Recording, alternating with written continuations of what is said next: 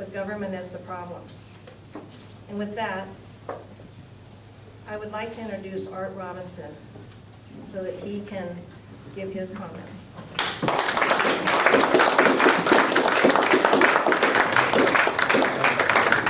I'm in sort of an odd place. I started as a scientist and educator at Caltech and Stanford and UC San Diego. Spent most of my early life teaching students, graduate students, undergraduates, and so on, and doing research. But I had the great good luck to advertise for technicians one time, and the young lady applied for the job, and I wouldn't hire her because she was overqualified. But I did call her up and ask her out to dinner, and she looked up all my publications to see if she would go out to dinner with me, and agreed, and I became very fortunate to have a companion for 17 years. We worked together in science. We stopped in the mid-1980s from doing research because we were so concerned in the Cold War, and we worked with the Reagan administration on civil defense. We built an organization of 8,000 people across the country working on civil defense. And we did so much that when Laura Lee died in 1988, the Federal Emergency Management Agency put a memorial to her in their annual report. We worked so hard on civil defense. Fortunately, we never needed those preparations. Along the way, when we were working on these things, Laura Lee created a wonderful family for us, and I'm fortunate to have 6 children. But she died of pancreatitis suddenly in 1988 when they were ages 1 1/2 to 12. And I learned very rapidly who was the most important person in the family because you start to do her job. And I can only describe the years after that in a very simple way. The Lord raised the children, and I ran errands. And he did a good job. I've been fortunate to have the opportunity to grow up with these 6 young people. We made an odd decision. We went to the wrong meeting one day. We went to a town hall given by our congressman. We came home shaking our heads and saying, that's awful. Something should be done about it. In one way or another, we wound up in politics, and now we know a lot more about politics than we ever wanted to know. We've learned it's quite a lot different from science. In science, the truth is an absolute, and in politics, it seems almost the opposite. But our educational work, I learned a lot about myself running against Mr. DeFazio because I didn't know a lot of the things. I didn't know that I was against education, and I didn't know that I didn't know anything about science. He's getting a little embarrassed now. Some guy stood up at the town hall the other day and said, you say Robinson is against education. He said, oh yeah, he's against education. So how come 5 of his kids have doctorates in science and engineering then? And DeFazio didn't know what to say. But we have done some unusual things. I'm sure, the first congressional candidate who has ever asked voters for urine samples. And I did this because of work that we've done for 40 years. Laura Lee and I worked hard on it. We made a lot of progress. We decided in the 1970s to study all of the small molecules in urine that are found in urine, breath, blood, saliva, and perspiration. You find the same molecules in all of them, and they reflect the intermediary metabolism of people. And we wanted to work out some way to see diseases before people knew they had them, especially degenerative diseases like cancer, which develop over many years and then express themselves with symptoms at a time when it becomes hard to stop them. So we worked on the analysis of this. We started out measuring 150 things. It took about 6 hours to measure them, and then worked with a group of scientists that we worked with for about 10 years, developed this field, but the technology improved. It's got to the point now where we can measure 2,000 metabolites in a minute. And so we started asking for urine samples. I thought I'd explain why, because it's an unusual thing in politics. But you see, we found, for example, a pattern for breast cancer. We can tell the difference between a breast cancer victim and a normal person by looking at the patterns in these urine samples, the patterns of substances. But the methods are so powerful that we think we can see the disease 3 or 4 years before the lady exhibits symptoms. But the only way that we can find out about that and calibrate the procedures is to have samples from people 3 or 4 years before they get sick. So we started asking people in Oregon. We have 8,500 volunteers, about 4,000 are women. And now we have 5 who have given us samples, which we have in cryogenic storage, and we're unfortunate enough to get the disease after we got the samples. Once we get to about 20, we can test these techniques and see if we can see the disease early. That's an example of why we ask for urine samples. And it's a normal part of our work. But in politics, things are not necessarily real. They're sort of perceived. They're different. There are all kinds of idiosyncrasies. In education, and we've puzzled over this, we don't like DeFazio, we don't like his policies, we don't like the policies of the Democrats who are taking away our freedom and destroying our constitutional republic. So we're fighting them, and we don't quit. Why quit? You're fighting them, keep fighting them. And we've decided this time to talk especially about education. There are only one set of schools that Congress has control over. They control the schools in Washington, D.C. The Constitution allows them to do that. There are 50,000 students in those schools. 67% are black, 17% are Hispanic, and they are the worst schools in the country. And that's saying something in the United States today, because 50 years ago we had, by academic performance, the best schools in the world. And now our average is very low. And the worst is in Washington, D.C. 40% of them don't graduate school, and those 60% that graduate read at a 5th grade level. They basically are being turned out in life. 50,000 young people, mostly minorities, disadvantaged for life with no education. Congress has tried to improve this a little bit. A few years ago, they made a few changes which have slightly improved the schools, but DeFazio voted against all those changes because he votes with the unions. He wants union support at election time. But the changes aren't sufficient. It isn't right to destroy the education for 50,000 young people, and it isn't right to give 50 million young people in this country suboptimum educations because the unions, the bureaucrats, and the politicians are designing the curriculums instead of the teachers. This is a question of money. In Washington, D.C., every 30-student classroom receives $450,000 for each 9-month period. Across the country, the average is $300,000. Now, if you gave a good teacher $450,000 in cash and said, please teach these students for 9 months, you think she could do it? Yeah. She could raise her salary, hire an assistant, rent a room, and give you 2/3 of the money back. The other 2/3 doesn't go to the classroom. The money isn't going to the classroom. So I decided this time I'd run a policy that we should close the schools. That will make DeFazio happy. He says I want to close the schools. But I only want to close them for 3 months.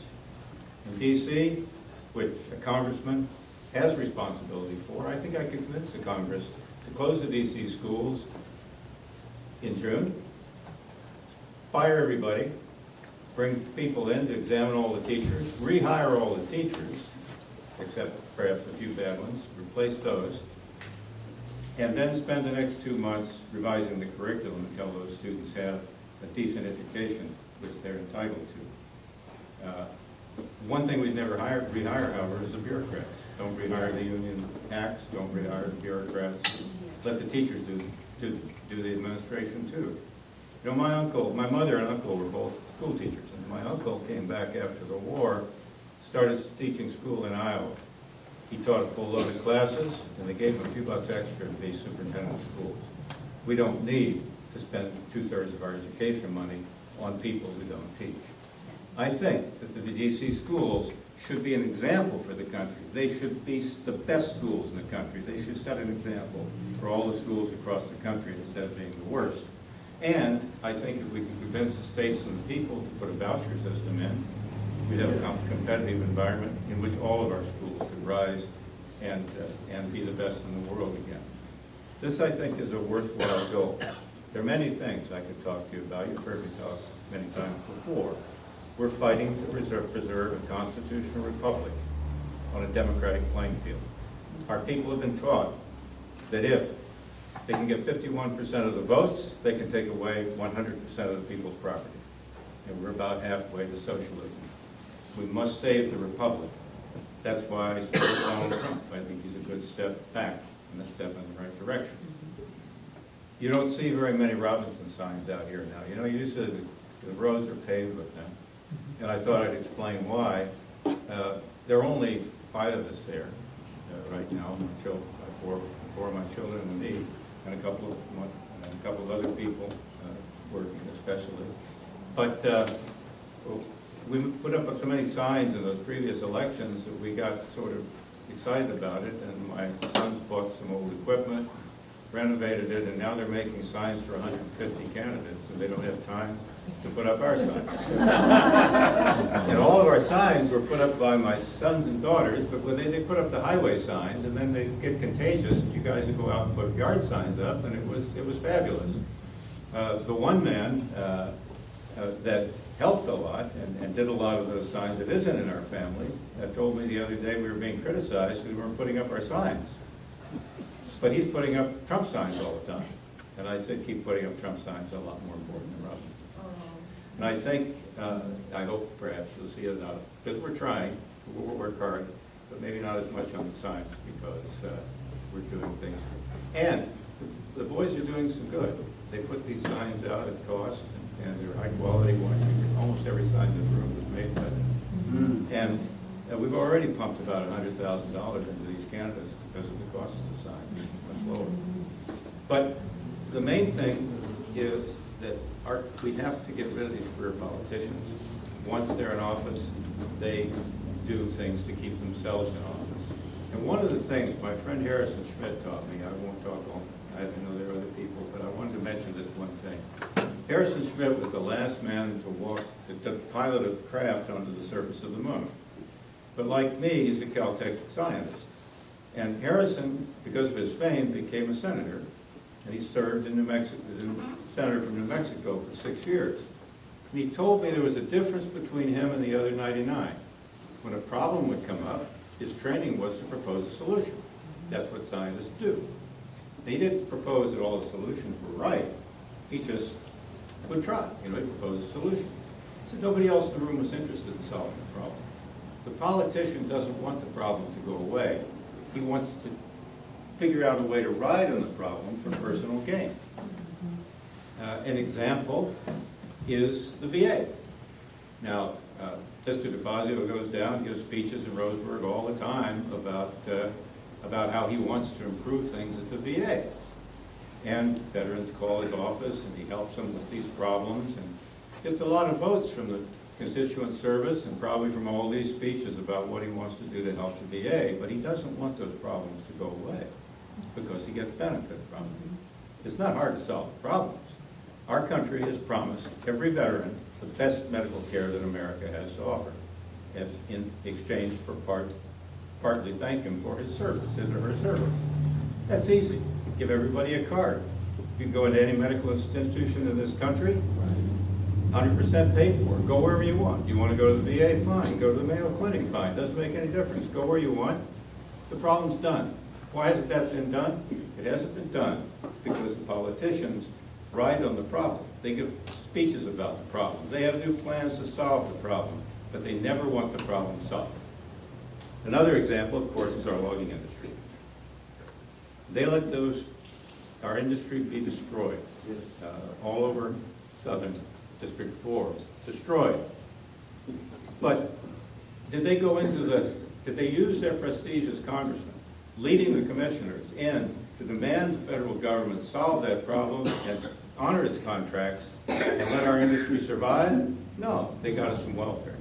They got welfare for the counties. That was an advantage because after they got the welfare, then at each election they can say, hey, you better re-elect me or your welfare won't keep coming. They turned. Our men wanted to work in the woods. They wanted to work in the mills. They gave them welfare because that could be turned to political advantage. The politician doesn't, career politician, the first 100 years of our country, the average congressman served 2 years. Once they decide to stay, they vote for themselves instead of us. And we have to learn not to let them stay so long.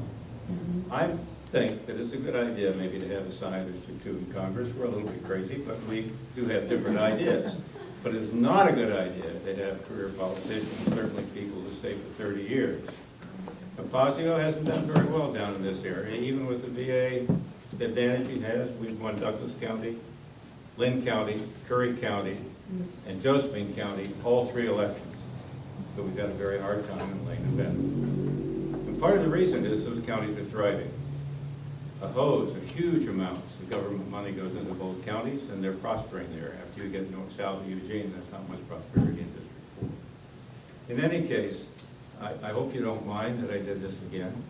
We just left it up to voters. If they want us to be their representative, we'll do it. We will never quit against these people, and I don't think we should. If you're in a war, you keep fighting. And sometimes, even if you lose the fight, you bleed off a little of the enemy's advantages so that others can win. But I think that in every office, no matter what the office, you should just keep fighting these people constantly, over and over and over.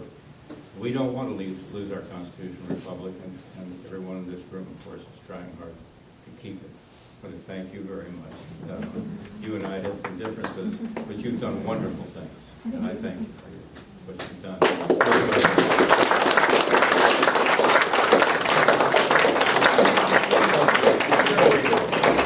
You keep fighting. By the way, all of the signs that you see that are mine were made by his sons. Thank you. Almost all the signs in here. Yeah. Yeah, most of the signs.